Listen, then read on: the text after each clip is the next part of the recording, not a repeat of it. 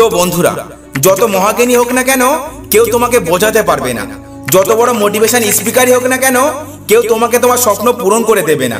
তারা সর্বোচ্চ তোমার স্বপ্ন পূরণের জন্য তোমাকে মোটিভেট করতে পারে, তারা সর্বোচ্চ তোমাকে তোমার স্বপ্ন পূরণের পথ দেখাতে পারে, কিন্তু সেই পথে চলে বিজয়ী হয়ে তোমার স্বপ্ন পূরণ করে দেবে না।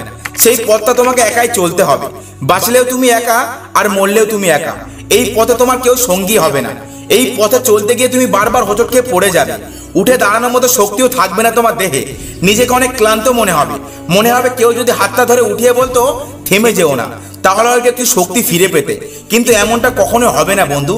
হাত ধরে ওঠানো তো দূরের কথা, এই পথে তুমি কাউকে খুঁজেই পাবে না। তবুও ইচ্ছা হয় একাই পথ চলে অনেক বড় কিছু করে দেখানোর, তবুও মাঝে মাঝে যে জাগিয়ে ওঠে স্বপ্ন পূরণ করে দেখানোর, কিন্তু কোনো কারণ ছাড়াই কেন জানি মাঝপথে থমকে দাঁড়ায়। এমনটা যদি হয়ে থাকে তোমার সাথে, তাহলে নিজের প্রতি বিশ্বাস বাড়াও আর আবারও শুরু করো এই পথ চলা। মনে রেখো, জীবনের লক্ষ্য কখনোই পরিবর্তন হবে না। যদি এই পথে চলে জীবনের লক্ষ্য পূরণ না হয়, তবে পথ বদলাতে হবে, লক্ষ্য নয়। তুমি ভাবছো তোমার স্বপ্ন পূরণ করার মতো এখনো সঠিক সময় আসেনি, তবে মনে রেখো, সময় কখনোই সঠিক হয় না, তাকে সঠিক বানাতে হয়। আজও সফল হতে পারোনি বলে যদি তুমি দিনের পর দিন কাঁদতে থাকো, তবে কখনোই তুমি যোগ্য হতে পারবে না। কেননা কান্না করে কখনোই সফল হওয়া যায় না। সফল হতে গেলে চেষ্টা করতে হয়, আর এই চেষ্টা করতে গিয়ে তুমি বারবার থমকে যেতে পারো, তার মানে এই নয় তুমি ব্যর্থ হয়ে গেছো।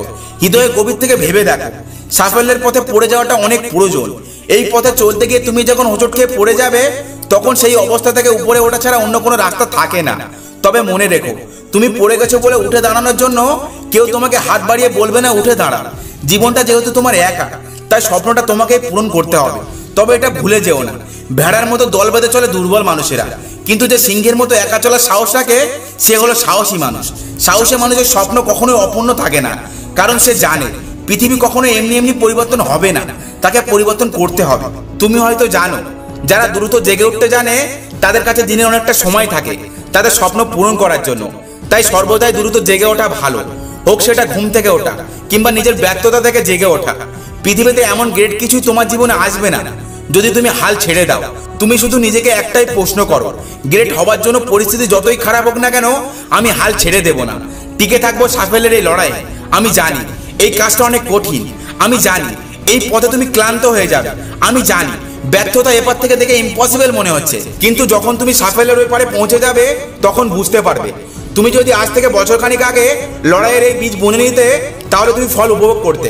কিন্তু টেনশন নিও না, যেটা অতীতে হয়ে গেছে তুমি যতই চেষ্টা করো না কেন তা কখনোই ফিরিয়ে আনতে পারবে না। তাই অতীত নিয়ে ভাবা বন্ধ করো আর কাজে লেগে পড়ো এক্ষুনি। তুমি যদি আজ হার মেনে নাও, তবে কালকে ওরা সবাই তোমাকে বলবে তুমি হেরে গিয়েছো, তুমি ব্যর্থ হয়েছো। তুমি যদি এই কথাগুলো মেনে নিতে পারো তাহলে চুপচাপ বসে থাকো, কিন্তু তুমি যদি এই কথাগুলো মেনে নিতে না পারো তাহলে উঠে দাঁড়াও আর শুরু করো এই পথ চলা। আজ যে কষ্টগুলো তুমি সহ্য করে যাচ্ছ, কাল সেই কষ্টগুলোই তোমাকে পরিণত করবে একটা নতুন মানুষে।